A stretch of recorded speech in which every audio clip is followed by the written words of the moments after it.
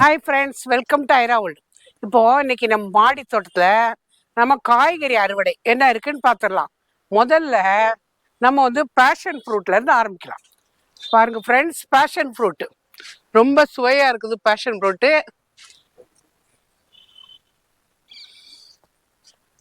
பாருங்க ஃப்ரெண்ட்ஸ், நிறைய இருக்கு பாருங்க. பேஷன் ஃப்ரூட் இன்னும் கொஞ்சம் பழுக்க வேண்டியது இருக்கு. நல்லா கொத்து கொத்தா பேஷன் ஃப்ரூட் இருக்கு பாருங்க. இது வந்து சுவையா இருக்கு. நம்ம ஜூஸ் போடலாம், அப்படியே கூட சாப்பிடலாம். ரொம்ப ஒரு நல்லா தித்திப்பா இருக்கும்.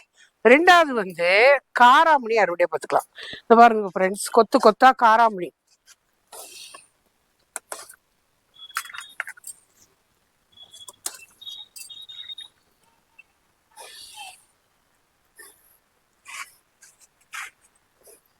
இது மாதிரி நிறைய செடிகள்ல வந்து காராமணி இருக்கு. அப்புறம் வந்து அவரைக்காய் வந்து அறுவடை பார்த்துக்கலாம்.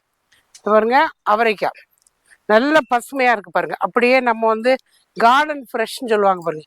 அப்படியே நம்ம காய்கறியில இருந்து தோட்டத்துல இருந்து இந்த காய்கறி எடுத்து அப்படியே சமையல் பண்ணி சாப்பிடும்போது அதனுடைய சுவையே வந்து ரொம்ப அலாதியா இருக்கும்.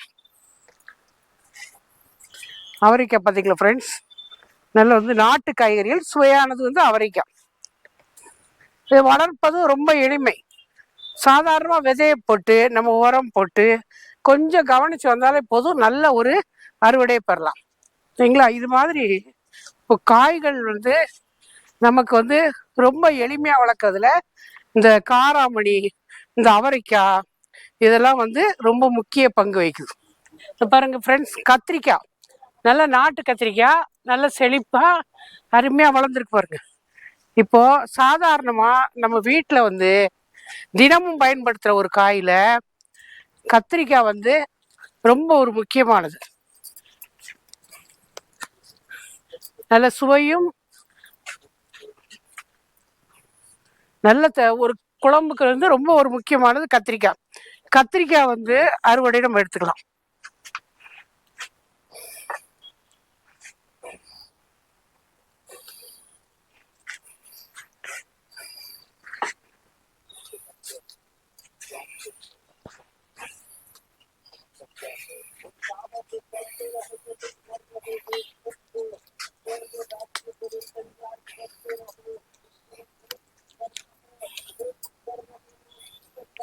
பாருங்க, கத்திரிக்காய் அறுவடையில வந்து எடுத்துக்கிட்டாச்சு. இப்போ அடுத்த காய் என்னன்னு பார்க்கலாம். நம்ம இப்போ அடுத்தது என்னன்னு பார்த்தீங்கன்னா மிளகாய். இப்போ சமையல்ல வந்து மிளகாய் வந்து நம்ம முக்கியமா பயன்படுத்துறோம். காரத்துக்கு மட்டுமில்லாது சுவைக்கும் வந்து மிளகாய் வந்து பயன்படுத்துறோம். இந்த பாருங்க, பச்சை மிளகாய் நிறைய இருக்கு பாருங்க. நிறைய பச்சை மிளகாய் இருக்கு.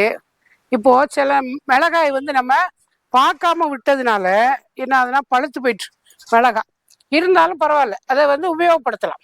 நம்ம சாதாரணமா மிளகாய் வந்து நம்ம வந்து உபயோகப்படுத்தலாம். இதுவும் நம்ம மாடி தோட்டத்தை நிறைய விளைஞ்சிருக்கு. இன்னும் நிறைய விளைஞ்சிட்டு இருக்கு, நிறைய பூக்கள் பூத்திருக்கு. இன்னும் நம்ம நிறைய பச்சை மிளகாய் வந்து அறுவடை பெறலாம். இப்போ பாருங்க, மிளகாய் நமக்கு நிறைய கிடைச்சிருக்கு. இப்போ அடுத்த காய் எதுனா எல்லோருக்கும் பிடித்த குடைமிளகாய். குடைமிளகாயும் நல்ல செழிப்பா நல்ல அழகா வளர்ந்துருக்கு பசுமையா. அதையும் நம்ம வந்து அறுவடை பண்ணிக்கலாம்.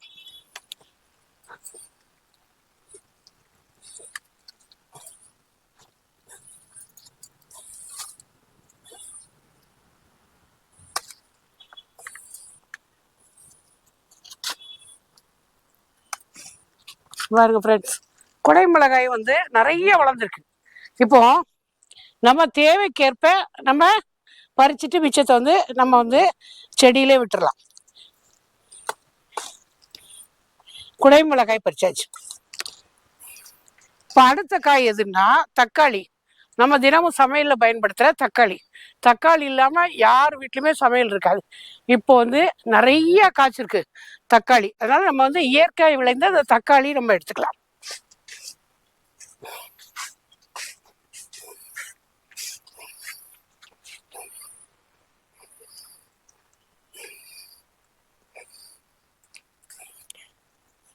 நம்ம வந்து சமையலுக்கு சுவை கொடுக்குற தக்காளி. மீதி எல்லாம் வந்து காய் பருவமாக இருக்கிறதுனால நம்ம அதை வந்து ஒரு 2-3 நாள் கழித்து பறிக்கலாம். அதுவும் வந்து நமக்கு ரொம்ப நல்லது. தக்காளி நிறைய காய்ச்சிருக்கு. இப்போ என்னதான் வந்து விலை மலிவாக கிடைச்சாலும் நம்ம மாடி தோட்டத்தில் விளைந்த தக்காளி விற்கும்போது அது வந்து ரொம்ப சுவை மனமும் நல்லா இருக்கும். அதனால தக்காளி பறிச்சுக்கலாம். இப்போ மாடி தோட்ட அறுவடையை இப்போ நம்ம இன்னைக்கு பார்த்தாச்சு. இது போக நிறைய பழங்கள் எல்லாமே பழுத்திருக்கு. தகுந்த பக்குவம் இல்லாததுனால நம்ம வந்து பார்த்தீங்களா, இது பாருங்க, சப்போட்டா பழுத்திருக்கு, நிறைய பழுத்திருக்கு. இன்னும் கொஞ்சம் பழுக்கணும் அப்படிங்கிறதுனால அதை வந்து நம்ம செடியிலேயே விட்டு வச்சுட்டு அப்புறமா நம்ம பறிச்சுக்கலாம் அப்படின்னு சொல்லி நம்ம அதை விட்டு வச்சிருக்கோம்.